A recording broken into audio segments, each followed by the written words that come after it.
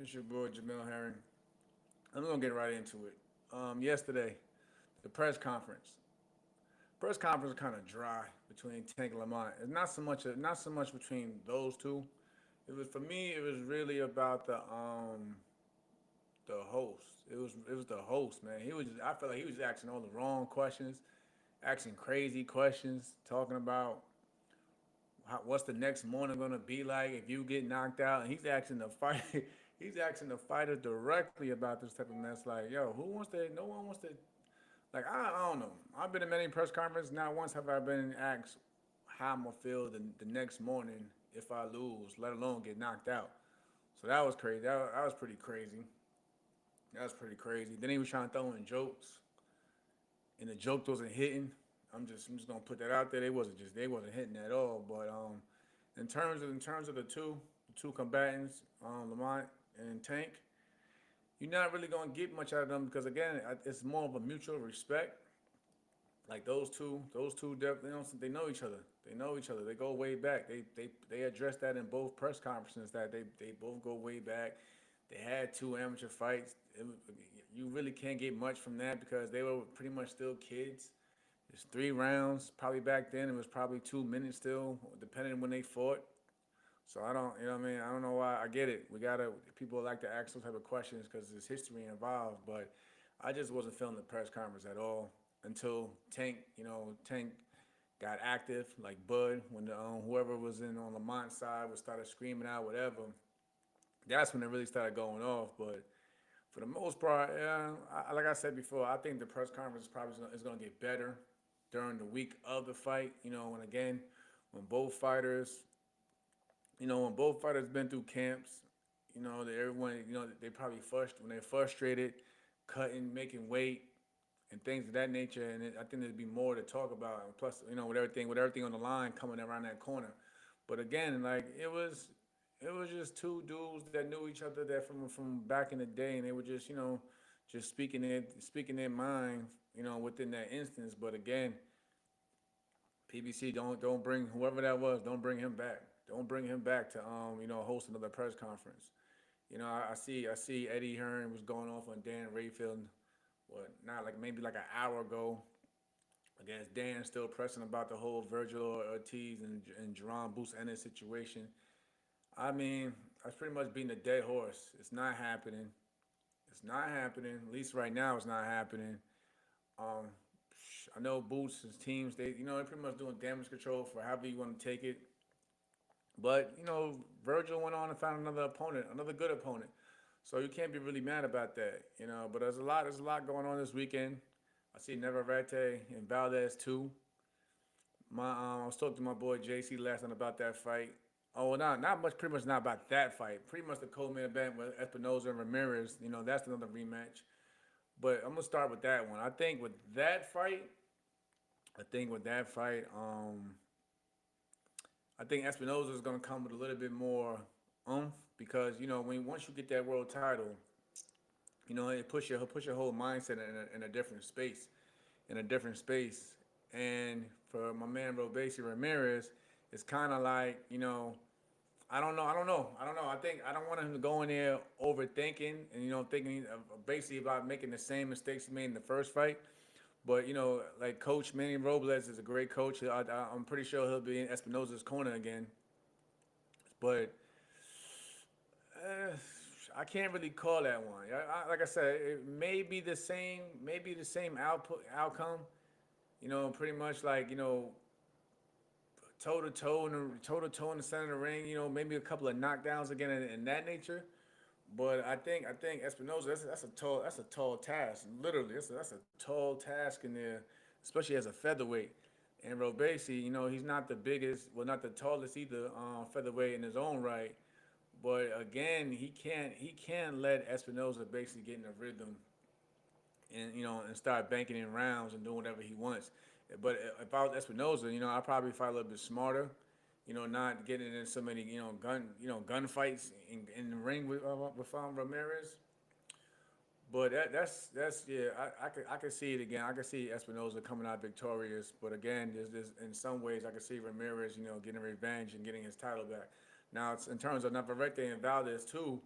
for me, I think it's pretty much gonna be the same outcome as the first fight. Even though Navarrete is coming off a split decision loss, but at a higher weight class, at lightweight, when he tried to go for another world title and came up short. But it's not. But it's not so much of that. For me, it's kind of like, what does Oscar Valdez have left in the tank? I mean, Oscar Valdez is a really good fighter. He's known to be a warrior, but at the same time, he's been in a lot of wars. And Navarrete, that's his thing. Also, he likes to get in the mix. He likes to get ugly, but I don't know. I can't. Again, I can see Navarrete winning it. I don't know. I don't know if he does win it. I don't know where Valdez goes from here. Does he retire? Does he shoot for maybe an Oshaki Foster fight? Who's over there at Top Rank as well. And that's another guy who needs. I feel like is looking for a unification matchup, and it's probably easier with them, all of them being within Top Rank. But again, you guys know my past. When I became a world champion, I tried to get the fight with Miguel Bachelt, and we were both with Top Rank, and it didn't go my way at all. And it's not so much that the promoter is not doing the job. You pretty much gotta have both teams on board to wanna make those type of fights and make it happen. So again, unification matchups are not easy to make.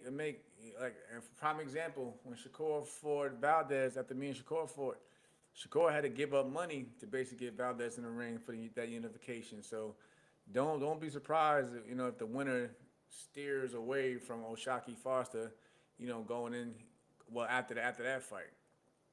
I've been looking. I don't know if it's true or not, but I seen that Mike Tyson was supposedly, Turkey Alex Sheik offered Mike Tyson a crazy amount of money. That's what I'm saying. I don't know if it's true or not. Basically, to fight Jake Paul again for a rematch. Truth be told, I don't really care to see it. I know most of you guys don't care to see it.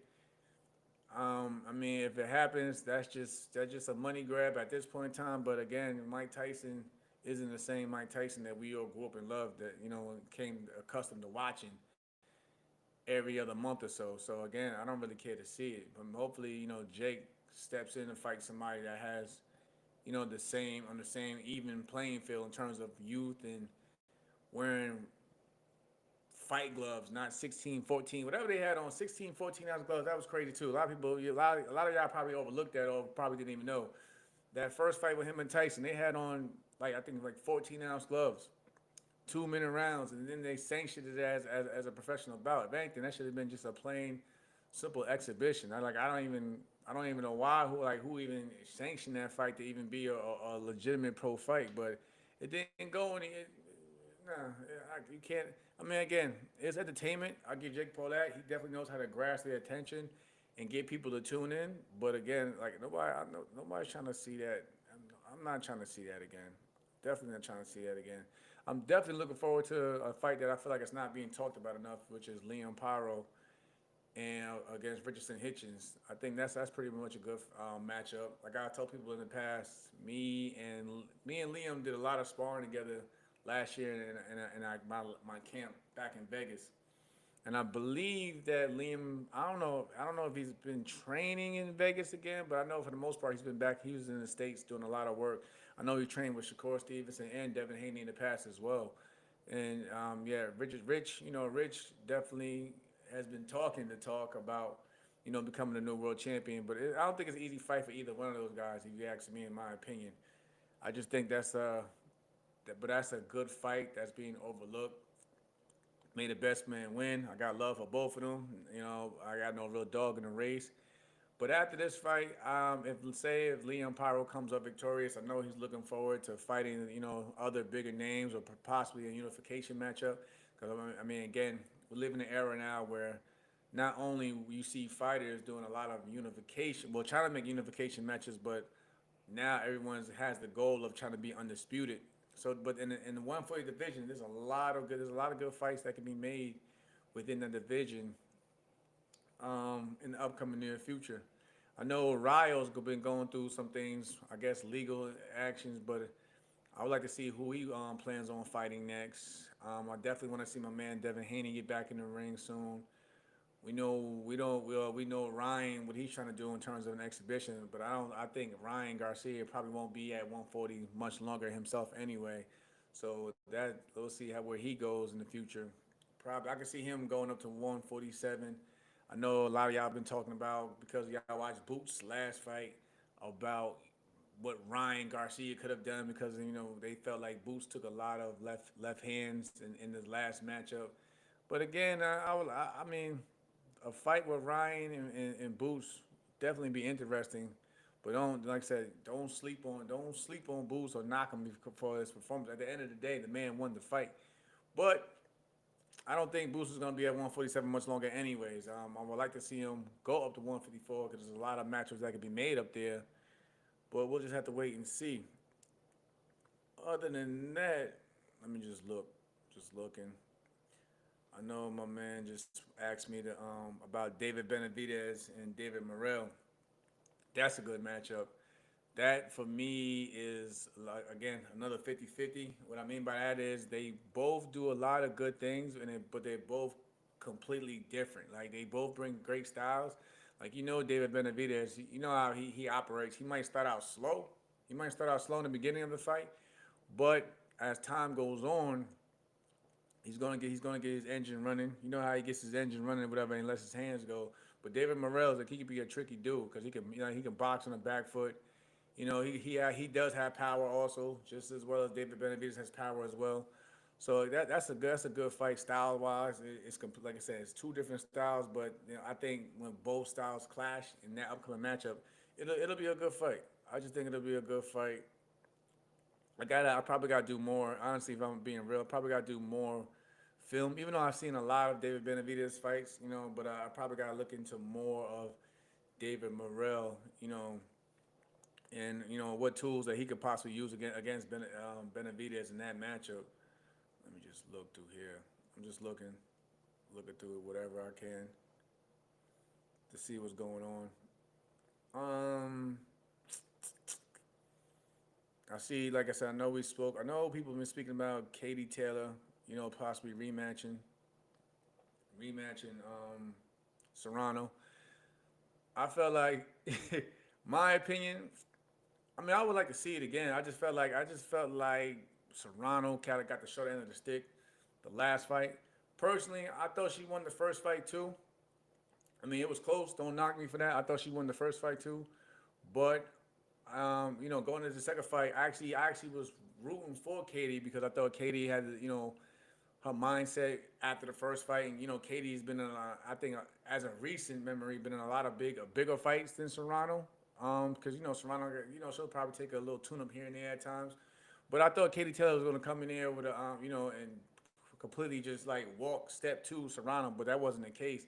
And I thought Serrano just did enough to win the second fight. But I wouldn't mind seeing the third fight. I think also people had mentioned about Clarissa Shields. Shout out to Clarissa fighting Savannah Marshall again. It's not a bad fight, but I think that also I think that'll be the same outcome. I think Clarissa. I mean, I don't think anyone at the higher weight classes at all is beating Clarissa Shields. That's just being real.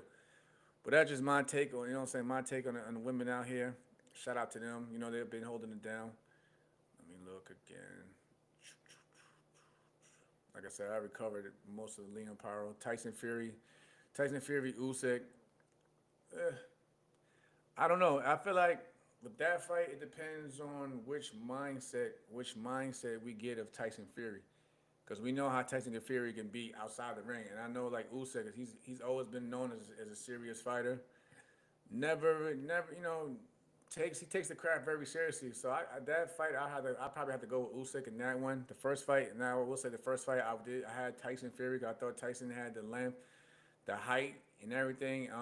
Tyson Fury got a good jab, but Usyk knows how to cut the distance. He knows how to cut the ring off. He knows how to close the gaps. Close the gap at times, and he'll let his hands go.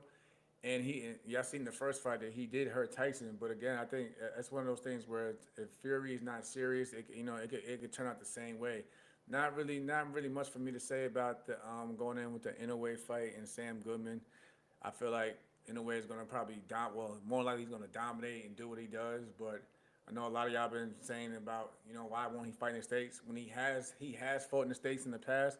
It's just one of those things where he's making a ton of money where he's at, and you can't knock him for that. So I mean, just like you see a lot of these fighters now going into the Middle East and Saudi Arabia to make their money over there. Of course, yes, we do want the bigger fights over here in the states, but I don't really care where the fights is at the end of the day. As long as it's a good fight, I can tune in. I don't really care unless I plan on being in. But for the most part, I'm cool sitting in front of my TV just watching the fight.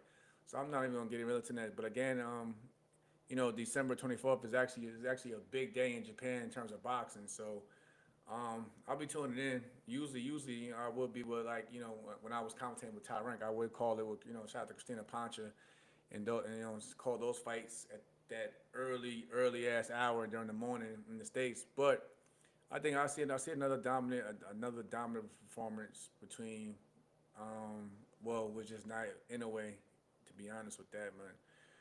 Really, don't have really much to say. Again, you get heard of rumors about Crawford, Bud, Bud and Canelo. Hopefully, I mean, for me, I want to see it. I don't know. I know most of y'all probably have y'all opinions about it, how it goes. I'm always gonna stick behind Bud no matter what. So I definitely would like to see that fight. But I also seen that Canelo, is flirting with the idea of fighting Jake Paul. I don't know how serious he is. I don't think he's serious at all. I think, like I say, he's just speaking just to speak at times. But again, what weight, what weight class would y'all even have that fight? Because I don't see Jake Paul coming down past 200. And Canelo's the highest Canelo's fought is at 178.